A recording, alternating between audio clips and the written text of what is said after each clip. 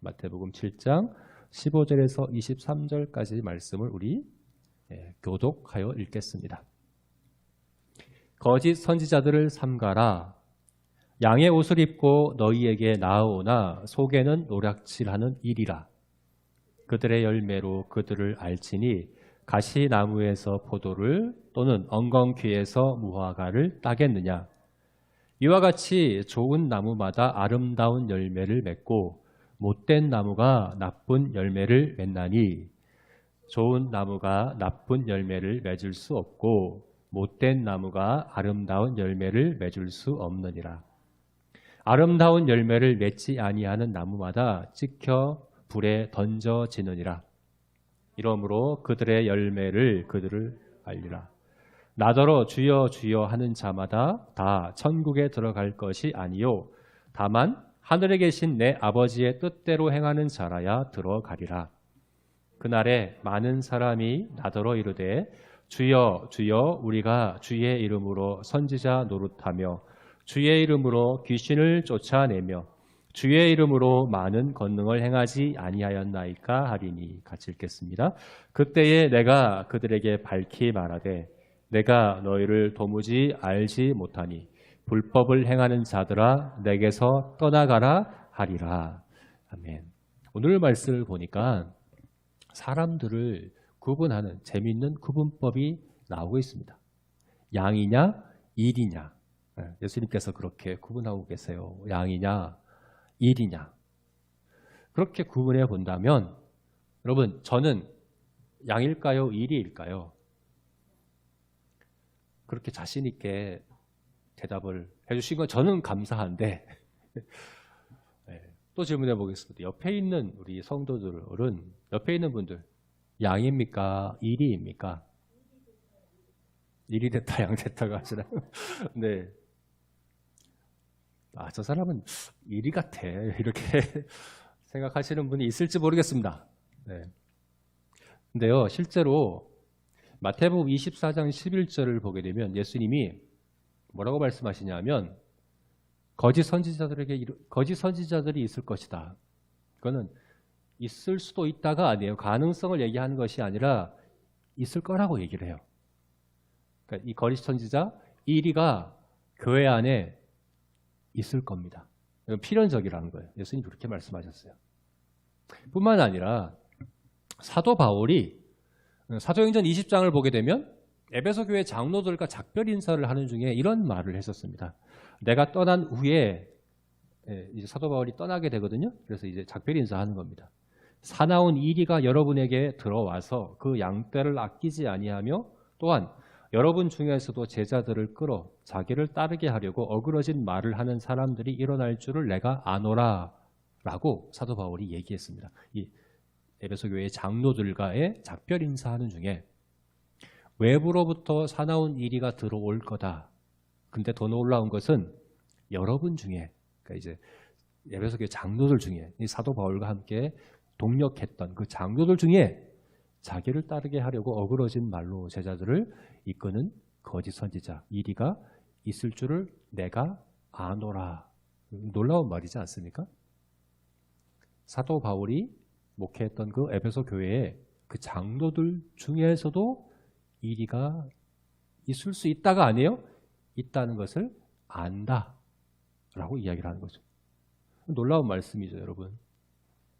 교회 안에 약물이라고 할 수 있는 교회 안에 이리와 같은 거짓 선지자가 있습니다. 사실 여러분 기독교 2000년 교회 역사는 이런 이제 거짓 선지자와의 싸움의 역사라고 할 수 있습니다.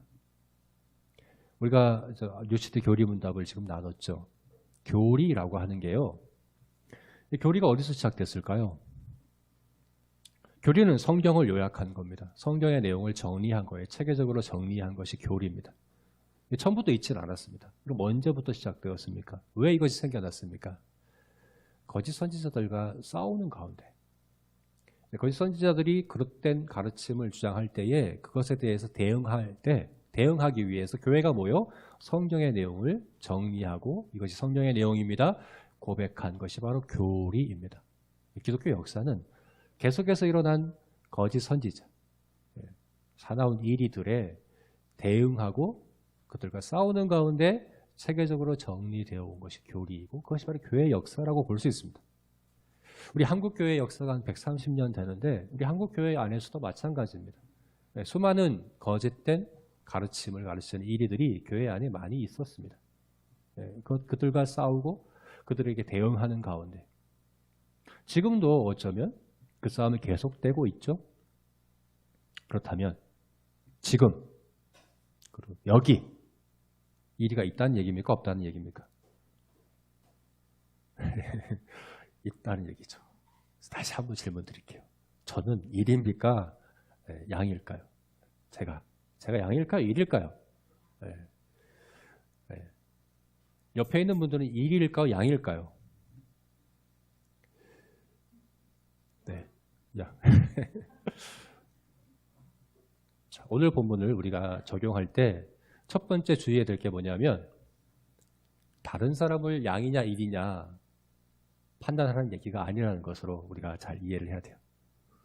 여기서 보면 예수님이 주의해라 거든요. 거짓 선자들을 뭐라고요? 삼가라. 삼가라는 말은 주의하라는 말입니다. 조심하라는 얘기입니다. 거짓 선지자들을 조심해라. 양들은 이리를 조심해야 됩니다. 양과 이리는 천적 관계입니다. 양무리에 이리가 있으면 이제 큰일 납니다. 그래서 목자의 주된 역할은 양무리를 이리로부터 지키는 것이거든요. 근데 너희 중에 이리가 있다. 조심해라. 이 말을 우리가 잘못 이해하게 되면 우리 누가 이리일까? 이게 막 이 경계와 의심의 눈초리로 우리가 서로를 바라보고 저 일이 아닐까? 일이면 때려잡아야지. 이런 마음으로 우리가 서로를 바라보고 이렇게 하기 쉬워요. 그런데 사실 그렇게 적용하면 안 됩니다. 왜냐하면 우리가 다른 사람이 일이인지 양인지 분별하는 것은 불가능합니다. 애초부터 이건 불가능합니다. 오늘 본문에 예가 있는데요. 21절과 22절을 보게 되면 거짓 선지자들의 대표적인 그 한 예를 예수님께서 말씀하세요. 마지막 심판 때 앞에 그들이 와서 얘기를 합니다. 뭐라고 얘기합니까? 주여, 주여, 우리가 주의 이름으로 선지자 노릇하고 주의 이름으로 귀신을 쫓아내고 주의 이름으로 많은 권능을 행하지 아니하였나이까? 선지자 노릇했습니다. 근데 예수님이 이들을 뭐라고 그러십니까? 내가 너희를 도무지 알지 못한다. 불법을 행하는 자들아 내게서 따라가라. 이들은 거짓 선지자들이었습니다. 그런데요, 예수님은 이들이 거짓 선지자인지 아닌지 바로 아시죠? 우리는 알 수 있을까? 알 수 없습니다. 세 가지 측면에서 볼 수 있는데 첫 번째는 이들의 고백이 정통신앙입니다. 이들은 바른 신앙을 고백합니다. 주여 주여라고 이야기하고 있는데요. 이 주님, 예수님을 주님이라고 부른 이것은요, 단순히 예수님을 높여부리는 존칭이 아닙니다. 단순한 의미에서의 높여부리는 의미가 아닙니다. 물론 주여라는 말이 존칭으로 사용될 때도 있습니다. 그러나 오늘 본문의 이 전후 문맥을 볼 때 이것은 단순한 존칭의 의미가 아닙니다. 하나님의 심판대 앞에서 그렇게 부르는 것이거든요. 주님이라는 말은 아주 특별한 의미가 있는데 뭐냐? 하나님을 부르는 호칭입니다. 유대인들이 하나님의 이름을 입 밖으로 내는 걸 두려워했죠. 네? 십계명에서 하나님의 이름을 망령되이 일컫지 말라라고 명령하셨기 때문에 입 밖으로 하나님의 이름을 발음하는 것을 두려워했습니다. 그래서 여호와라는 이 이름을 사실 이 정확한 발음이 아닙니다. 이 정확한 발음을 잃어버렸어요. 원래 히브리어는요, 자음만 있고 모음은 없거든요. 모음은 원래 없습니다. 다른 것들은 계속해서 이제 발음하다 보니까 정확한 모음의 발음을 잃어버리지 않았는데 여호와라는 이 단어는 유대인들이 읽을 때 이 단어를 읽을 때는 읽지를 않았어요. 다른 단어로 대체를 해서 읽었습니다. 아도나이라는 단어로 바꿔서 읽었어요. 이 단어를. 그러니까 여호와의 이 원래 발음을 잃어버리고 아도나이는 주님이란 뜻이거든요. 그냥 그 단어가 나오면 주님이라고 읽고 넘어가 버린 거예요. 이 발음을 잃어버렸습니다. 그래서 나중에 이 히브리어 성경을, 원래 구약 성경은 히브리어로 써졌거든요. 그리고 신약 성경은 헬라어로 써졌는데 나중에 헬라어로 이 구약 성경을 헬라어로 번역을 할 때, 구약 성경을 헬라어로 번역할 때 이 여호와라는 단어를 뭘로 번역했냐? 주님이란 단어로 번역했어요. 퀴리오스라고 하는 주님이라는 단어로 번역했어요. 그러니까 주님은 하나님을 일컫는 말이에요. 여호와란 뜻이에요. 네. 오늘 본문에서 이 사람들이 마지막 심판대 앞에서 예수님을 주님이라고 부르는 것은 굉장한 신앙 고백입니다. 우리가 초대교회 이후로 우리도 지금 예수님을 뭐라 부릅니까? 주여, 주님이라 부르죠. 이것은 여러분 우리가 단순히 예수님을 높여 부르는 의미가 아닙니다. 이 의미는 주님이라는 의미는 무슨 의미입니까? 하나님이십니다. 예수님은 하나님이십니다 라는 의미입니다. 나의 창조주여 나의 구원자이십니다 라고 예수님을 고백하는 그래서 이 예수님을 우리가 주님이라고 부르는 것은 예수님께 합당한, 그죠? 예수님을 높여드리고 예수님을 인정하고 예수님을 고백하는 아주 귀한 믿음의 고백이 그 한마디 안에 들어있습니다. 오늘 이들은 예수님을 그렇게 고백합니다. 주님, 주의 이름으로. 그죠? 그러니까 이들의 신앙은 정통적인 거죠. 그릇된 신앙 고백이 아닙니다. 뿐만 아니라 그런 정통신앙을 고백하되 이들이 뜨거운 마음으로 열정을 가지고서 고백하고 있습니다. 어떻게 해요? 주여 주여 두 번 이렇게 부르고 있거든요. 우리 히브리어나 헬라어 이 유대인들이 두 번 반복해서 부르는 것은 굉장히 의미가 있는 말이에요. 이들에게는 어휘가 이렇게 많지가 않기 때문에 우리나라 말에는 뭐 강조하려면 두 번 반복하지 않아요. 빨갛다는 말을 진짜 빨갛다는 말은 강조하려면 어떻게 합니까? 새빨갛다. 뭐 진짜 빨갛다. 뭐 이렇게 여러 가지 말을 할 수 있지만 유대인들이 빨갛다는 걸 강조할 때는 어떻게 합니까? 빨갛다 이렇게 얘기하는 거예요. 강조하는 거예요. 그게 특별히 사람을 부를 때 반복해서 부르는 것은 아주 친밀한 관계와 또 그에 대한 열정과 열심을 나타내는 그런 표현의 방법이에요. 예수님이 마르다야 예루살렘아 하나님이 아브라함이 이삭을 바칠 때 아브라함아 이렇게 부르시는 것은 그 친밀한 인격적인 관계와 그를 향한 뜨거운 마음과 감정과 이런 것들이 드러나는 표현이에요. 오늘 예수님을 이들은 주여 주여라고 부릅니다. 두 번이나 이렇게 부릅니다.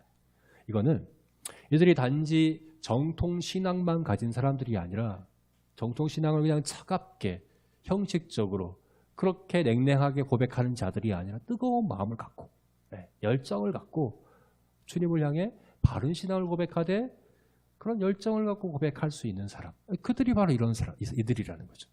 뿐만 아니죠. 이들이 주님의 사역을 감당합니다. 주의 이름으로 선지자 노릇했다. 여러분 선지자 노릇한다는 건 뭡니까? 하나님의 말씀을 전달한다는 거죠. 받아서 전달하는데 이것을 주의 이름으로 했습니다. 무슨 말입니까? 내 뜻과 내 생각과 내 것을 얘기하는 게 아니라 주님으로부터 받은 건의로 주님으로부터 영감과 감동을 받아서 그것을 전달하는 역할을 했다는 겁니다. 실제로 정말 주님으로 받은 건 아니겠죠. 거짓 선지자니. 근데 스스로는 그렇게 생각했다는 거예요. 내가 내 뜻을 전하는 게 아니라 나는 주님의 뜻을 대신해서 전달하는 것이라는 그런 의식을 갖고 그렇게 했다는 거예요. 그리고 그것이 성과가 있었어요. 놀라운 효과가 있었어요. 귀신이 쫓겨납니다. 권능이 나타납니다. 영적인 차원에서 귀신이 쫓겨나고 성도들의 삶이 변화되는 일이 나타났다는 거예요. 여러분 이런 걸 볼 때 한번 생각해 보십시오. 바른 신앙을 고백합니다. 교리적으로 바른 신앙을 고백합니다.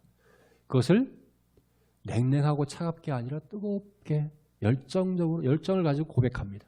그뿐만 아니라 주님의 이름으로 바른 사역들을 감당하고 그 사역의 성과와 열매들이 많이 나타납니다. 이런 사람이 지금 우리 옆에 우리 제자교회에 있다고 한다면 여러분 양으로 판단하시겠습니까? 일이로 판단하시겠습니까? 양입니까? 일입니까? 뭐가 잘못됐습니까? 잘못된 거 없습니다. 양이죠. 그죠? 우리는 양으로 판단하죠. 그런데 이들은 일이었습니다. 거짓 선지자였습니다. 그래서 우리는 사실은 몰라요. 누가 일인지 양인지 우리는 판단할 수 없어요. 물론 가끔은 일이의 본색을 드러내기도 합니다. 어떤 경우는 그래서 이 서신서를 보면요. 서신서에 사도들이 거짓 선지자, 거짓 사도, 거짓 교사들에 대해서 많이 이야기하는데 그들은 도중에 자기들의 본색을 드러낸 이리들이에요. 어떤 경우입니까? 성경의 바른 신앙을 고백하지 않는 거예요. 처음에는 바른 신앙을 고백하다가 성경에 없는 얘기, 성경과 다른 얘기를 하는 거예요. 주장하는 거예요. 그들은 일입니다. 그건 우리도 분별할 수 있어요. 혹은 성경에 있는 교리들은 바르게 고백하는데 그 행위가 악한 거예요. 지속적으로 반복적으로 죄를 짓기를 고집하는 거예요. 회개하지 않고. 그런 경우는 일이죠. 그런 경우는 있습니다. 그런 경우는 판단할 수 있습니다. 그런데 오늘 본문에 나오는 이 거짓 선지자들은 마지막 심판대 앞에 갈 때까지 그 본색을 안 드러낸 경우입니다. 이들은 일이지만 우리가 일이로 판단할 수 없다는 거예요. 불가능하다는 거예요. 우리가 이걸 잘 알아야 되는데요. 이걸 이제 그래서 교회를 둘로 나뉘죠. 유형교회와 무형교회로 우리가 둘로 나눠서 이야기를 합니다. 유형교회는 이 땅에 있는 교회, 지상교회, 제사교회 같은 경우는 유형교회입니다. 그러나 유형교회만이 아니라 무형교회가 있죠. 하늘에 있는 교회, 눈에 보이지 않는 교회. 이 둘의 차이는 뭡니까? 무형교회는 정말 거듭난 성도들, 양으로만 구성되어 있는 교회입니다. 그래서 무형교회에 속하기 위해서는 반드시 양이어야 합니다. 대신에 유형교회는 어떻습니까? 지사교회 같은 유형교회는 어떻습니까? 양과 이리가 섞여 있습니다. 그래서 유형교회 회원이 되려고 하면 반드시 거듭나야 되는 건 아니에요. 반드시 양이어야 돼야 하는 건 아니에요. 제가 세례를 줄 때, 성도들에게 세례를 줄 때 제가 확인하는 것이 거듭났는가 거듭나지 않았는가를 확인할까요? 그건 확인하지 않습니다. 확인하는 건 불가능합니다. 저는 누가 거듭났는지 모릅니다. 제가 아는 건 뭡니까? 볼 수 있는 건 뭡니까?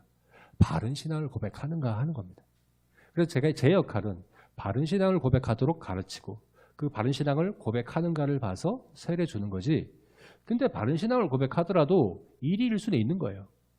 거듭나지 않은 사람일 수도 있는 겁니다. 그 가능성은 열어놔야 되는 거죠. 저는 모릅니다. 그건 하나님만 아시는 겁니다. 그래서요, 오늘 본문에서 일일을 조심해라. 네. 거짓 선지자들을 삼가라. 이 말씀이 우리 중에 누가 일인지 누가 거짓 선지자인지 분별하고 찾아서 그를 조심해야 되겠다. 이렇게 생각하시면 그건 오늘 본문을 잘못 이해하신 겁니다. 오늘 본문을 어떻게 이해해야 하느냐? 내가 거짓 선지자가 되지 않도록 조심하라는 얘기입니다. 여기서 예수님께서는 사나운 일일을 조심하라고 할 때 일일을 어떻게 표현합니까? 노략질하는 일이라고 표현하고 있는데 이 노략질이 뭘까요? 거짓 선지자가 어떻게 우리를 노략질합니까? 거짓 선지자들이 뭘 노략질합니까? 우리의 구원을, 우리의 생명을 노략질하죠. 어떻게 해요?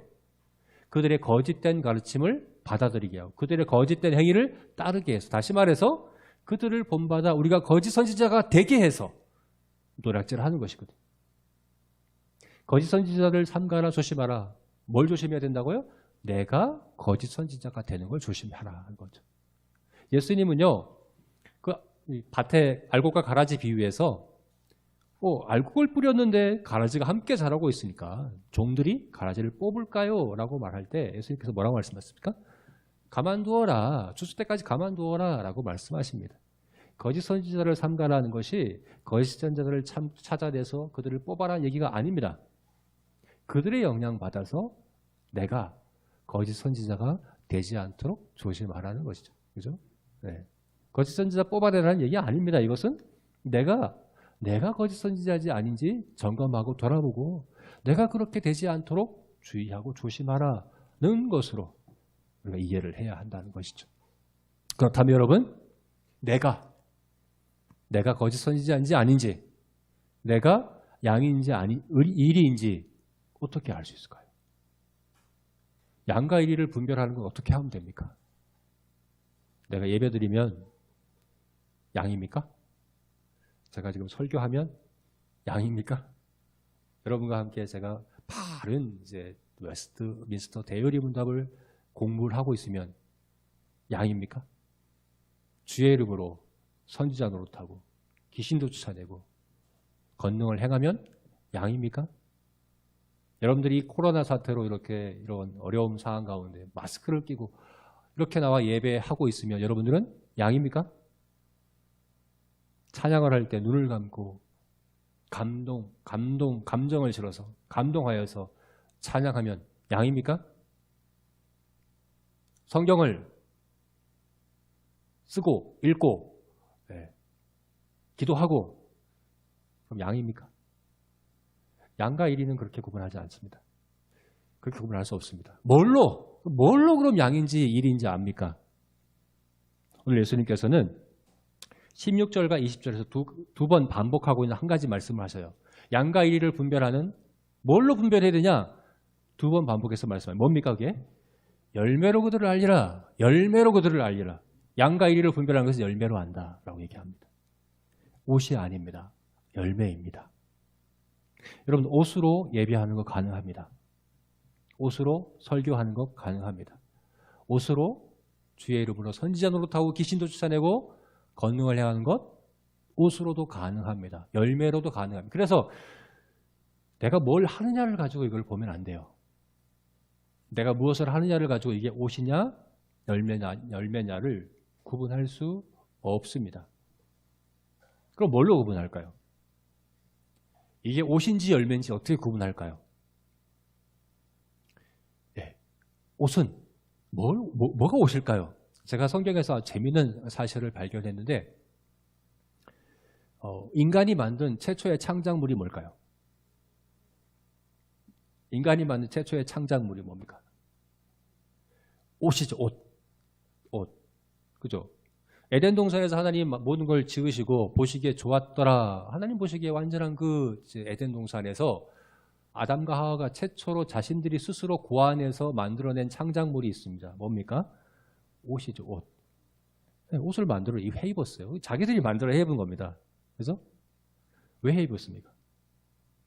부끄러움을 가리려고 숨기려고 만들어 해 입은 거죠. 그죠? 물론 하나님이 나중에 이들이 해 입은 그 나뭇잎으로 만든 옷을 짐승의 가죽 옷으로 바꿔주셨어요. 하나님이 나중에 옷을 바꿔주셨어요. 그래서 하나님도 이 옷의 필요성은 인정하신 거죠. 하나님이 이 옷의 필요성은 인정하셨습니다. 그러나 이것이 처음부터 있었던 건 아니에요. 왜 이게 필요하게 됐습니까? 우리가 타락해서 우리의 부끄러움을 가려야 하기 때문에 필요하게 된 거죠. 그래서 옷이라고 하는 것의 1차적인 기능은 뭡니까? 가리는 겁니다. 가리는 거. 꾸미는 겁니다. 사람 앞에서 나를 꾸미고 가리는 것이 옷의 역할인 거죠. 1차적인 기능이 그래요. 물론 옷에는 우리의 몸을 보호하는 기능도 있습니다. 그죠? 그러나 그보다 더 근본적인 옷의 기능은 나를 가리고 숨기고 꾸미는 것에 있는 거죠.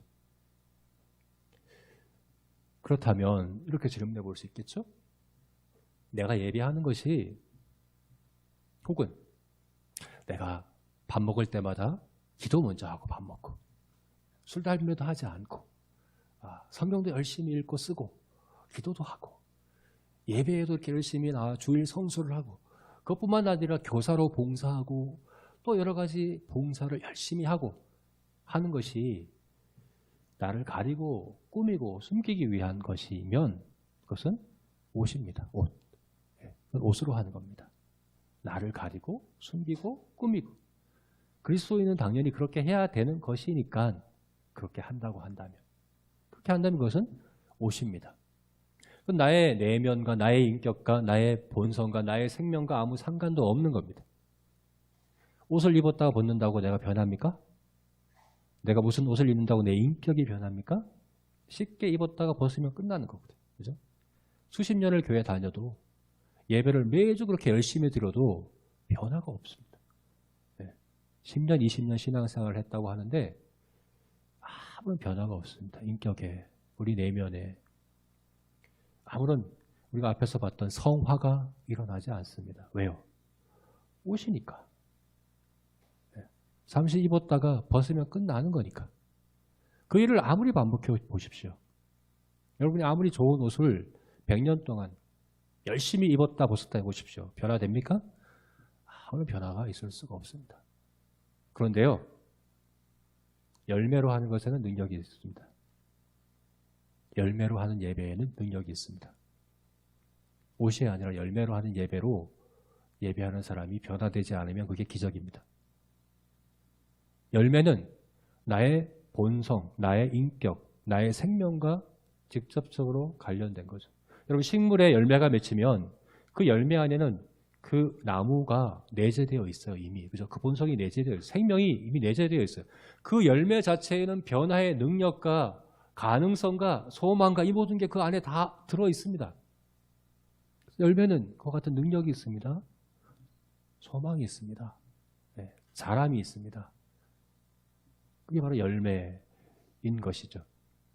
같은 것을 하는 것처럼 보이더라도 우리가 예배하는 것이 지금 우리가 지금 예배하고 있고 또 우리가 또 이렇게 찬양했고 기도했는데 그럼 그게 옷으로 한 겁니까? 열매로 한 겁니까?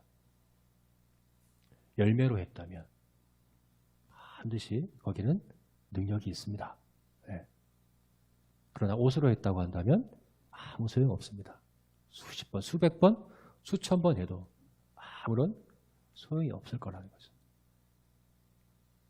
내가 지금 설교를 하고 목사로 사역을 하고 또 예배를 드리고 여러 가지 일을 할 때 내가 이것이 옷으로 하고 있는가 열매로 하고 있는가 이거를 점검해 봐야 합니다. 오늘 예수님께서 산상설교의 결론을 계속 이어가시면서 지난주에는 좁은 문 넓은 문 좁은 길 넓은 길 중에 너희가 선택하라 라고 말씀하셨다고 한다면 오늘은 옷이냐 열매냐 산상설교에서 가르친 모든 교훈들을 너희가 지킬 때 옷으로 할 거냐 열매로 할 거냐 선택하라 라고 우리에게 도전하고 계십니다. 뭘로 하시겠습니까? 뭘로 해야 됩니까? 열매로 해야 되겠죠, 그죠? 그걸 우리가 계속해서 돌아보고 점검해 봐야 합니다. 계속해서 순간순간 되새겨야 합니다. 예배하느라고 앉아있다가도 순간순간 내가 지금 옷으로 하고 있는 거 아닌가? 그냥 그리스도인으로서 유니폼을 입고 있는 건 아닌가? 이렇게 순간순간 자기를 돌아보며 돌이키고 또 점검하고 하는 일들을 우리가 반드시 해야 하는 거죠. 그런데 아주 중요한 이것을 우리가 옷이 아니라 열매로 하기 위한 아주 중요한 그 핵심은 뭘까요? 어떻게 하면 우리가 옷이 아니라 열매로 할 수 있을까요? 바로 주님과의 관계의 친밀한 관계이죠. 포도나무의 가지가 붙어 있어서 절로 열매를 맺는 것처럼 주님이 내 안에 내가 주님 안에 거하는 친밀하고 온전한 연합이 있어야 하는 거죠. 그죠? 그 일을 해야 됩니다. 어떻게 해야 합니까? 어떻게 그 일을 이룰 수 있습니까? 우리가 주님 앞에 나아가야 합니다. 나아가야 합니다. 6장 말씀에서 말씀하신 것처럼 은밀한 중에 계신 하나님 앞에 계속 나아가야 합니다.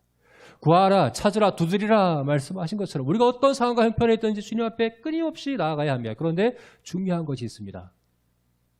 우리 있는 모습 그대로 양의 옷을 입을 필요가 없습니다. 그죠? 우리의 흉악한 이리의 모습 그대로 나아가십시오. 사실 우리는 이리입니다. 우리의 본성은 이리입니다. 그것을 그대로 하늘 앞에 들고 나아가십시오. 저의 흉악한, 저의 연약한, 저의 부족한, 저의 어리석은 이리적인 모습들을 주님 앞에 내어놓습니다. 라고 그대로 들고 나아가십시오. 그리고 거기서 그 문제를 직면하고 거기서 그 문제를 해결을 받아야 됩니다. 어떻게 해요? 그리스도의 의의 옷을 입어야 합니다. 내가 만든 그 옷이 아니라, 그죠? 외식된 그 옷이 아니라 그리스도로 말미암아 나의 이 죄와 나의 이 어리석은 본성과 이 모든 것들이 해결 안 받는 그리스도로 말미암아 옷 입게 되는 그 일들을 우리가 반드시 해야 한다는 것이죠.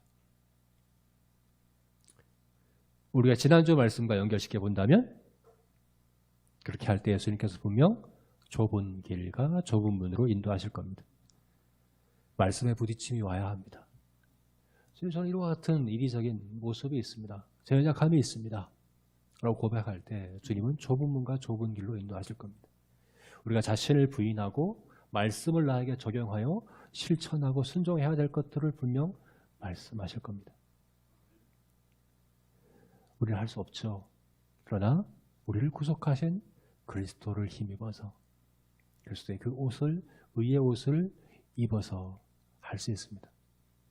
이와 같은 주님과의 깊고 친밀하고 진실한 관계가 있어서 그것이 자연스럽게 우리 삶에 흘러나오면 그게 바로 열매입니다. 그 관계가 깊고 친밀한 주님과의 관계가 자연스럽게 예배 가운데, 찬양 가운데, 기도 가운데, 설교 가운데, 또 성경을 읽고 쓰는 가운데, 사람들을 만나는 가운데, 말하는 가운데, 생각하는 가운데 흘러나온다고 한다면 그것은 다 하나하나가 아름다운, 주님이 보실 때 칭찬하시는 그런 열매일 수 있다 하는 것입니다. 네, 저와 여러분 이와 같이 옷이 아니라 열매로 살아가는 우리 모두가 되었으면 좋겠습니다. 오늘 말씀을 맺겠습니다. 네. 하나님 앞에 나아갈 때 먼저 우리 양의 옷을 입을 필요가 없고 이의 모습 그대로 나아가서 가난하고 애통하는 그 심령으로 우리 죄를 회개하고 가슴을 치며 주여 나를 불쌍히 여기소서 기도하며 주님께서 말씀하시는 것을 붙잡고 또 그 말씀을 따라 좁은 길, 좁은 문으로 행하시는, 그래서 점점 우리 안에 치료와 변화의 열매가 나타나는 우리 모든 제자교회 성도들이 되었으면 좋겠습니다. 겉으로만이 아니라 정말 세상의 빛과 소금으로서의 영향력을 나타내실 수 있는 그런 우리들의 열매들이 풍성하기를 주님의 이름으로 축원합니다. 네, 기도하시겠습니다.